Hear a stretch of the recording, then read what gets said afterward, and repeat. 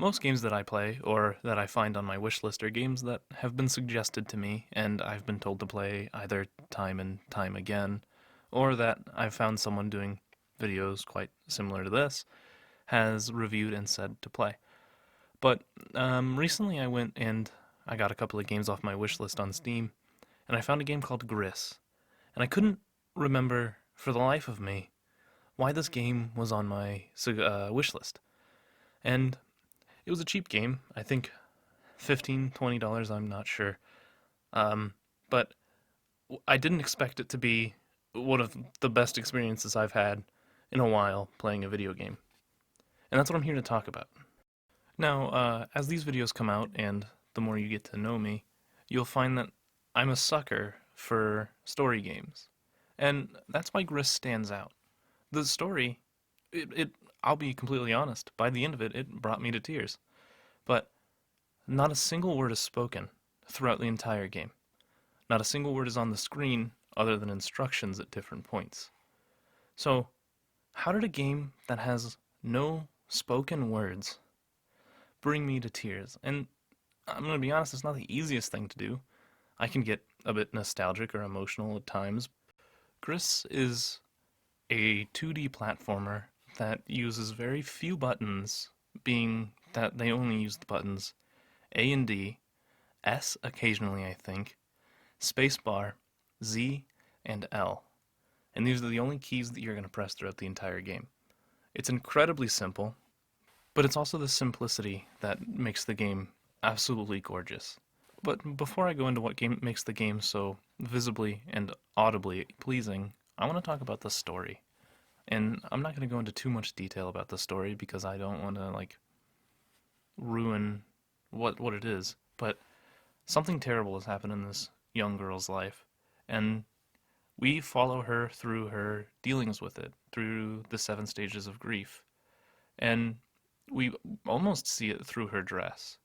Her dress changes and allows her to get over different things. And that's to show how she's getting over the things herself.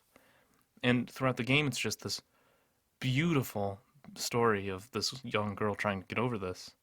And by the end of it, like I said, one of the final cutscene, it left me in tears as it faded away and I made the final walk to the credits. And while the story in itself is absolutely beautiful, there are some other aspects that are also just absolutely gorgeous. The visuals and the audio are both absolutely stunning, but I'm going to start with the visuals, being that there are so many parts of the game that are just absolutely gorgeous.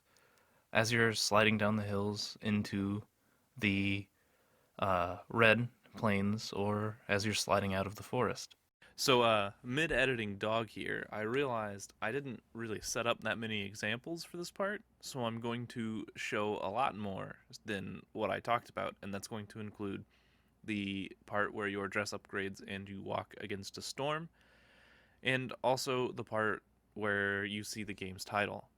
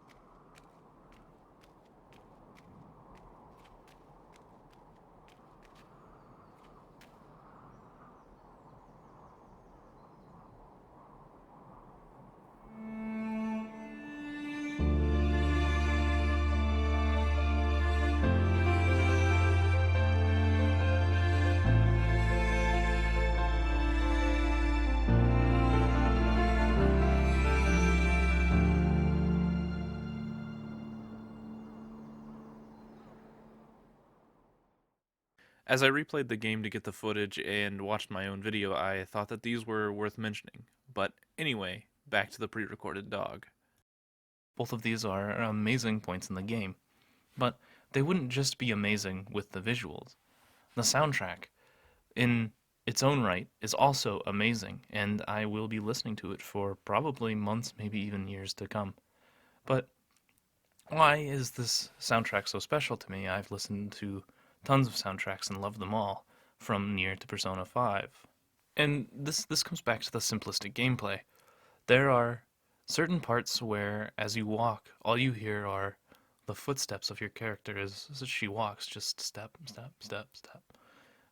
And then you're greeted by this just amazing visual as the camera pans out and the rising of the piano or the rising of the orchestra or whatever song is playing in that particular moment. And you feel it. It hits you. It's just a profound feeling that multiple times brought tears to my eyes but didn't quite make me cry the way that the ending of the game did. It's just absolutely amazing moments. And this comes down to that simplistic gameplay where everything can be timed because everything is almost the same. The player moves at a constant rate throughout the entire game. So as levels progress, they progress around you rather than in front of you. And I was moving very quickly. I hardly stopped as I played, making it about 2 hours of gameplay for me.